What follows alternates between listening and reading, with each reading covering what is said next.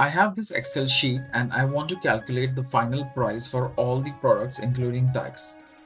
I type this formula equals to B2 star 1 plus C2 and press enter. Now when I drag the formula down, look what happens. The tax disappears for the other products. This happens because Excel treats empty cells as zero, so tax becomes zero. Let me show you the fix using the F4 key.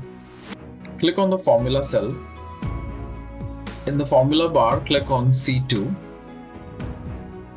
Now press F4 on the keyboard.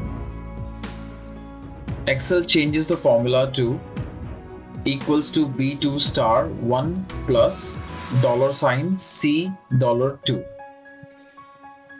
The $sign locks the cell reference. So Excel always uses the tags from the cell C2. Now when I drag the formula, Excel calculates the tax correctly for every product. Follow for more Excel tricks that save hours.